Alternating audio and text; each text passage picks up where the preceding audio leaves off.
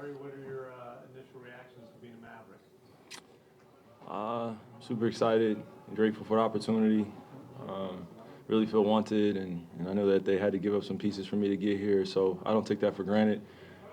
Shout out to Mr. Cuban, shout out to the whole entire front office of the Dallas organization. I've been here for about 48 hours or a little bit more than that, and it's been nothing but a warm embrace and nothing but genuine love. So I'm just taking it 1 minute at a time and just focus on what I can control, which is how I prepare, and just coming in every single day and being consistent. Kyrie, there's been a lot of reporting, obviously, about what led up to you wanting to leave Brooklyn, but can you put it into your own words what happened? Yeah, I think I'm gonna use this opportunity to just talk about the business that we're in. It's as a player, it's very emotional because you build lifelong relationships and you want to hold on to them. And it's a brotherhood, it's a sisterhood. We all love each other in unconditional ways when we want to see each other do well. So, the reporting and the journalism that was going to come out of why I left, I knew that was going to be speculation.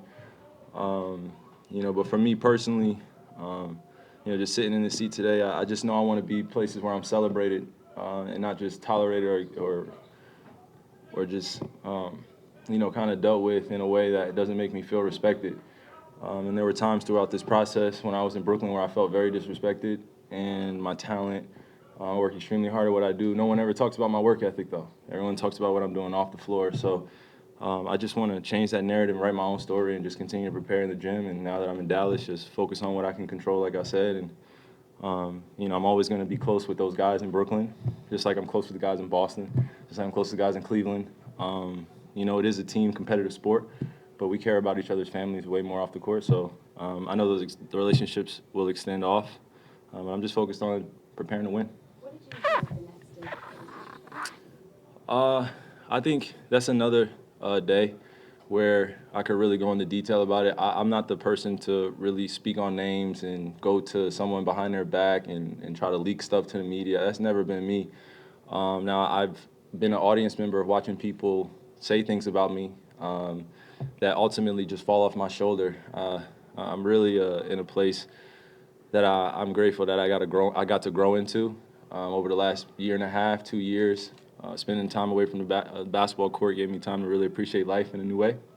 And I just know I need healthy boundaries, especially in this entertainment business. There's a lot of disrespect that goes on with people's families, with their names, and I'm just not with it. So it's not personal against any of those guys against in the front office. It's just what I'm willing to accept. And I took a chance, and luckily and fortunately, the Dallas Mavericks picked me up. So it's just all what I can control. Kyrie, from your perspective, how would you sift through what was the fact and fiction that led to where you are now? We could sit here all day, man. I think we probably could go through the timeline of all the reports since I first came into Brooklyn. But the greatest lesson I could share with you that I learned from signing in Brooklyn for free agency is I wish I would have got to know the people that were behind the organization. I went in there and was just a kid with a dream on my mind with KD, and we wanted to bring a championship to a young organization. They were only around for 6 years. I grew up a New Jersey Nets fan. It's in my blood. I cheer for them. But when things start to change and you're not getting transparency and honesty from people in the front office or people around you, I don't know what person feels comfortable or confident in that type of environment. And again, I don't want to go into too many details because it's water under the bridge now. Like, I wish them well. I left them in 4th place. I did what I was supposed to do. Took care of my teammates. Was incredibly selfless in my approach to leading. And I just wanted to do all the right things for myself, not to appease anybody that had something negative to say about me or they judge me. This basketball game, it's fun, and I want to keep it that way. I want to stay competitive and just work hard. So. What did KD say when you talked to him? Obviously he wished things could have gone differently. We came together in about 2018, 19, kind of when that finals happened, and we weren't coming together to plan what team we were going to, but we just had goals together, and it wasn't just as a duo. We were seeing ourselves as savants in the culture that we wanted to teach the youngins, and if we got some young guys that were willing to sacrifice and buy into what we got going on, then we were going to flourish, we felt. But it just didn't work out, and we still remain brothers. but it is a business at the end of the day, as we always say, and I got to look out for my family, and ultimately I want to be at peace every time I come into work, rather than things hanging over my head or wondering what people think about me in the building, or whether or not a report's going to come out tomorrow that I don't talk to my teammates, which is untrue. And then, I just felt like being in New York City, in the media capital of the world, there was so many things that leaked out that I didn't even know where they came from. And I'm answering things that I don't deserve, and ultimately I don't pay attention to that much. So I'm just grateful that got to move on, and I'm here. LeBron, he a couple times said he wanted the Lakers to trade for you. I mean, he wanted, and probably still does, to play with you again. What does that mean to you that he's kind of been in your corner and wants to reunite? I'm grateful for the opportunity, but I think you heard in his interview, like, as much as the what ifs I would love to focus on and cherish, and what could have been or what should be, I have to shift my focus to what we have going on here, and that's what brings me peace, is just taking care of what I can control in here, and really embracing my teammates, and being one of the leaders on our team alongside the coaching staff in the front office of just exemplifying what greatness looks like. And that's just worrying about the work, chopping wood and carrying water, like I tweeted the other day. It's just the same thing every day, and just growing as a human being. So I think, to not talk too much here, but me and Bron have grown as human beings, and it's always going to be my brother, always going to have great things to say about him and his family, but my focus is here. So unfortunately, the Lakers, they're doing what they're doing, and that's it.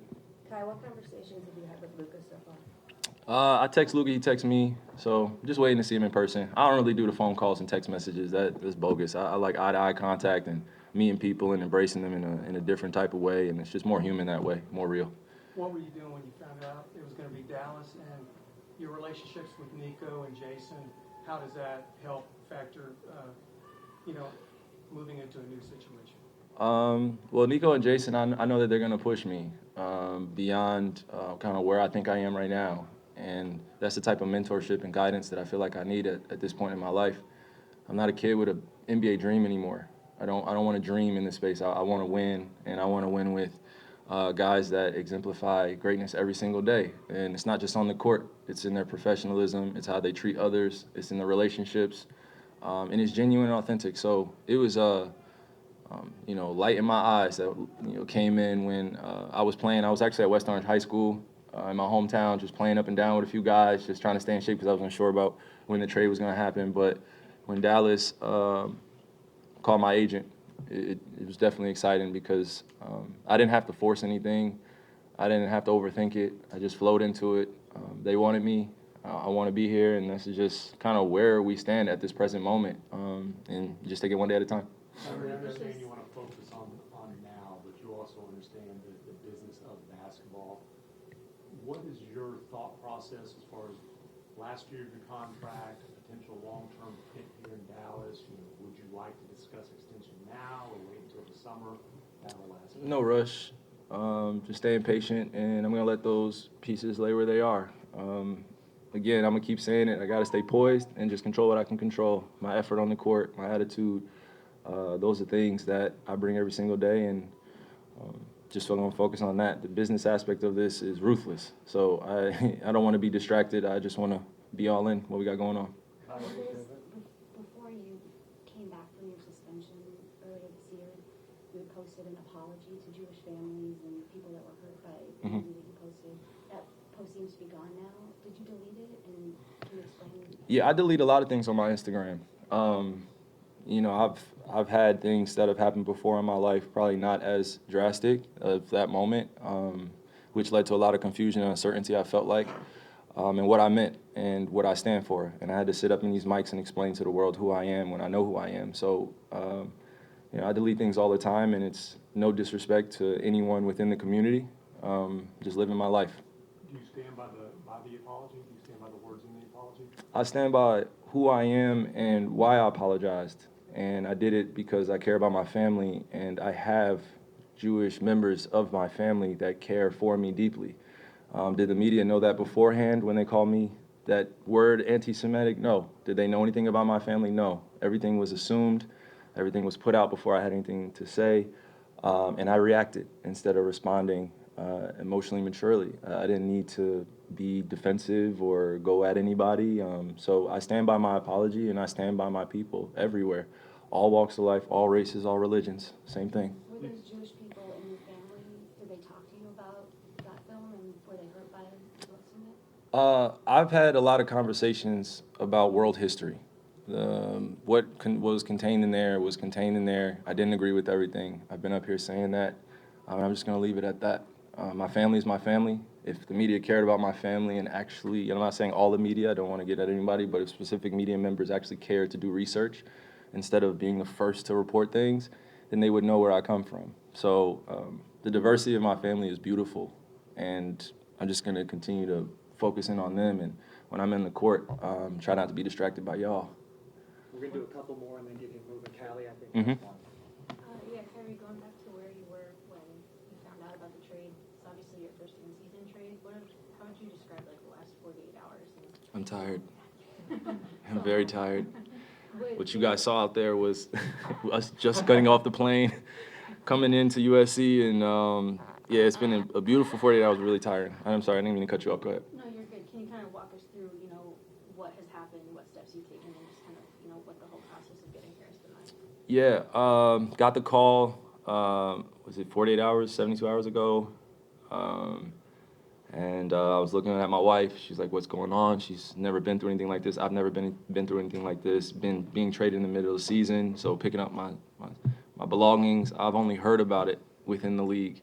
Now at this trade deadline, I actually get traded, so it's new. But we just had some very clear dialogue about what the future looks like and what we want. Had some great conversations with the coaches, GM, and good stuff. You're gonna do two more, Eddie, and We then all know what y'all's goal is here. Is a championship here realistic, and is it realistic this year? I think anything's realistic when you're disciplined and you're focused and you're consistent and you prepare. Those are the things I feel like us as human beings we can definitely control. So, how we approach every single game is going to be led by J Kidd. I was following suit, following other coaches, following my teammates, and when I'm needed to play other roles, just do that. And I feel like some of the best teams in the league are the most selfless. They know the time and score. They have a high IQ. They knock down open shots, and they read the game very well. And it's not just from a physical standpoint, it's from a mental standpoint. You're going to be tested, and any championship run is going to challenge you all across the board, and nothing's going to be perfect, so I don't expect that. So the expectation, of course, is to work towards a championship. Me saying here we're going to win a championship is not going to do anything, it's just words. So I'd rather show you out there and just let the chips lay where they are. Kyrie, given your body of work on the court and everything that's happened this past year, do you feel like you have anything to prove? How do you look at that? Yeah, I have something to prove to my kids. Just being a great father and making sure that I'm learning from my mistakes and I'm just passing on the right type of knowledge. The basketball aspect, I feel like my imagination is endless and limitless, so I feel like I'm able to create more things, and I like working on my weaknesses. And whether it be in the summertime or in the season, I just feel like working on things that I'm going to be seeing later down the line and try to share knowledge and wisdom with the youngins. okay, last one, and then we'll get Coach going. Sorry. You've obviously played with superstars before. How do you feel about the fit with Luka, and what do you think the two of you will need to figure out, or maybe the challenges of those? Yeah, it's still a wait and see, but I think me as a hooper, me as a basketball player, am I worried about us coexisting or finding cohesion? No. I've played with some of the best of all time, greatest of all time. I've been on some of the greatest teams on the Olympics and on the World Championships. So I think this is gonna be my first time seeing like one of those bad Europeans come over and really dominate up close and have the opportunity to do it at a pace that I don't think has ever been seen before, other than like Larry Bird or like somebody else that just plays at their own pace, scores a bunch of points, and is constantly in that MVP conversation every year just because he commands that much attention. So as much as I can alleviate for him, as much as I can lead alongside him, willing to do. But there's no pressure here. Nothing's forced with me and him. I just want to play basketball and enjoy his talent and enjoy my teammates' talent and, work towards the championship. Okay, Thanks. thanks. Yep. Thank you, guys. We got Coach Yep. coming up as well. Thank you very much. Thanks for watching ESPN on YouTube. For live streaming sports and premium content, subscribe to ESPN+.